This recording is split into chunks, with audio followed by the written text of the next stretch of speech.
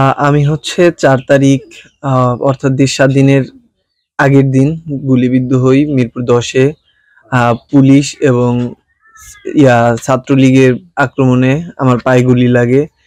পরবর্তীতে আমার সহকর্মী প্লাস আমার বন্ধুরা আমাকে হসপিটালে ভর্তি করে। টাকার অভাবে চিকিৎসা হচ্ছে না আন্দোলনে গুলিবিদ্ধ রেদওয়ানের। চিকিৎসা না পাওয়ায় পঙ্গুত্ব বরণের শঙ্কায় পড়েছেন বিশ্ববিদ্যালয় পড়ুয়া রেদওয়ান। ৪ আগস্ট বৈষম্য বিরোধী ছাত্র আন্দোলনের কর্মসূচিতে শিক্ষার্থীদের সঙ্গে মিরপুর ১০ নম্বর এলাকায় নামে সে। চিকিৎসার হচ্ছে আমার ইসলাম ব্যাংক হাসপাতাল থেকে আমি চিকিৎসা নিচ্ছি। পরবর্তীতে পরিস্থিতি খারাপ হওয়ায় বাবা আমাকে গ্রামে নিয়ে আসে। বর্তমান চিকিৎসা ব্যয়টা হচ্ছে আমি নিজেরই বহন করতে হচ্ছে। সেক্ষেত্রে অন্তর্বর্তীকালীন সরকার কিংবা বৈষম্য বিরোধী ছাত্র আন্দোলনের কেউ কোনো ব্যবস্থা নেয়নি। এবং আমি নিজের পা নিয়ে আসলেই অনিশ্চিত, ঠিকভাবে হাঁটতে পারবো কিনা, ভবিষ্যতে আমার কি হবে, এটা আসলে একটা ভাবার বিষয় আমার জন্য। টিনের তৈরি ঘরের সামনের বারান্দায় একটি খাটের ওপর পায়ে ব্যান্ডেজ বেঁধে শুয়ে আছেন আহত রেদওয়ান। ডান পায়ের মাংসপেশি ছেদ করে গুলি বেরিয়ে যাওয়ায় হাড়ের কোনো ক্ষতি হয়নি, কিন্তু ছিঁড়ে গেছে পায়ের বেশ কয়েকটি রগ।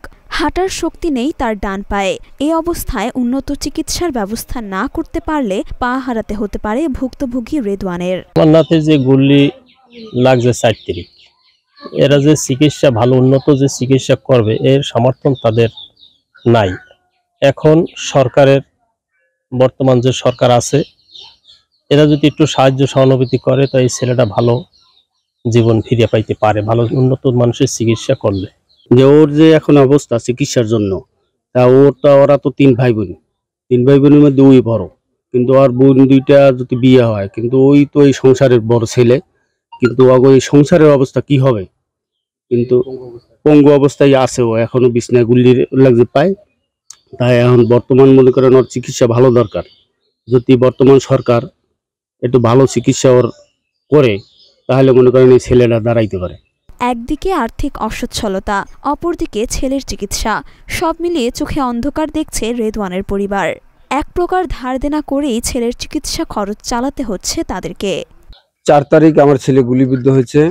৪ তারিখের পর আমরা ওখানে ডাক্তার দেখাইছি, কিন্তু ঢাকায় যে ব্যয়বহুল অবস্থা, আমার নিম্নবিত্তির মানুষ, আমি দিনমজুরি খেটে খাওয়া মানুষ, আমার পক্ষে সেটা সম্ভব হয়নি। যার কারণে আমি দেশে নিয়ে আসছি। দেশে নিয়ে আসার পর এখন বর্তমান অবস্থা খুবই আশঙ্কাজনক। ডাক্তার বলেছে ওর অনেকগুলো বেইন ক্ষতিগ্রস্ত হয়েছে। এখন দেখলাম যে ওর পা টান করে হাঁটতে পারতেছে না। এখন আমি আবার সিদ্ধান্ত নিয়েছি যে ওকে উন্নত চিকিৎসার জন্য, সবাই বলছে, এলাকাবাসী বলছে যে উন্নত চিকিৎসার জন্য ঢাকা নিতে হবে। অনেক আগেই বলছিল, কিন্তু আমি আর্থিক সংকটের কারণে এখন পর্যন্ত ওকে নিতে পারি না।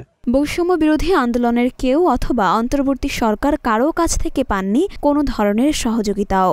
রেদওয়ানের পায়ে গুলি লাগার পর প্রথমে তাকে ভর্তি করা হয়েছিল ঢাকার একটি ব্যয়বহুল হাসপাতালে, কিন্তু সেটি ব্যয়বহুল হওয়ায় সেখান থেকে তাকে নিয়ে আসা হয় গ্রামের বাড়িতে।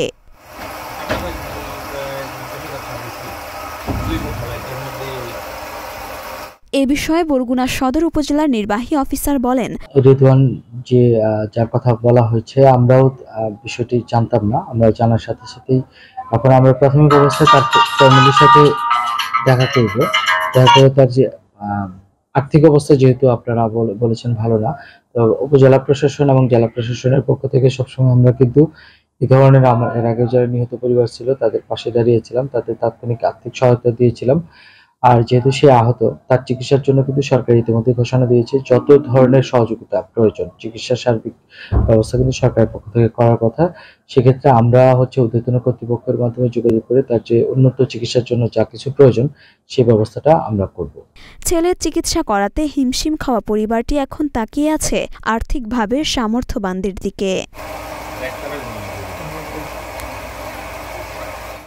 মরিয়ম মিম, ঢাকা পোস্ট।